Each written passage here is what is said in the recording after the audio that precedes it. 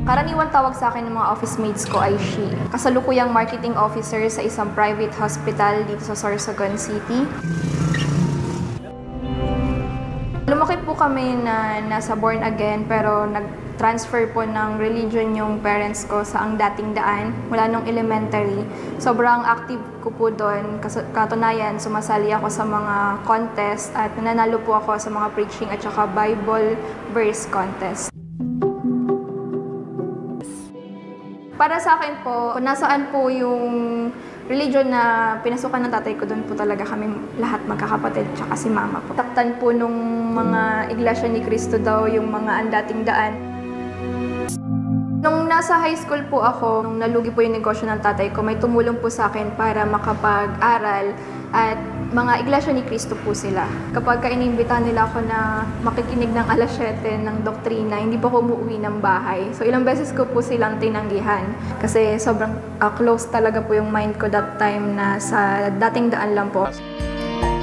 Ibang-iba siya sa ibang religion. Sabi ko, ano kaya meron talaga dito sa iglesia? Bakit kaya sa dati naming religion, sobrang binabatikos nila yung iglesia? Observant din po ako that time kung ano yung mga tinuturo po sa loob ng Iglesia ni Cristo.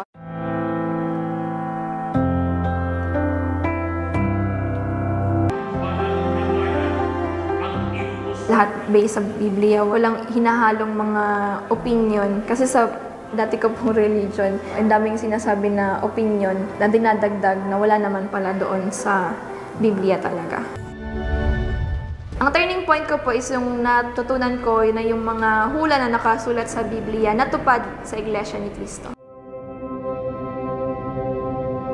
Ilan sa mga pag-uusig po na naranasan ko mula sa pamilya ko nung nagkaroon po ako ng malubhang karamdaman at sinasabi nila na kaya po ako nagkaroon ng karamdaman ay dahil sa wala ako sa relihiyon po nila. Dahil sa natutupad yung mga nakasulat sa Biblia sa loob ng Iglesia ni Cristo. Kaya po, naninindigan po talaga ako na ito ay totoong relihiyon. Kaya kahit ano man po yung pagsubok na naririnig at pinagdadaanan ko, nagpatuloy po ako sa pagiging Iglesia ni Cristo. Nabautismohan po ako noong March 20, 2010. Masaya po ako na naging Iglesia ni Cristo ako kasi dito po ako nakaramdam ng kapayapaan. Nung Iglesia ni Cristo na po ako, sa tuwing magkakaroon po ako ng mga problema mula po nung nag-aaral ako hanggang sa nagtatrabaho, nananalangin lang po ako, nagasagawa ako ng mga pagpapanata at sinasagot po ng Ama. Dahil sa Iglesia ni Cristo po ako, kahit na dumating yung pandemya, nawalan ng trabaho, yung takot ko noon na paano na kaya ako kasi yung pamilya ko is hindi naman sila talaga may kaya. So, sino na kaya yung tutulong sa akin habang wala akong trabaho.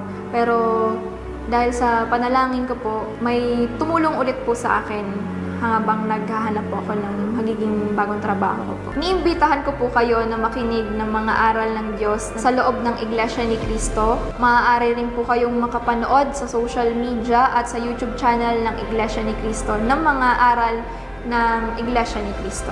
Welcome po kayo sa Iglesia ni Cristo.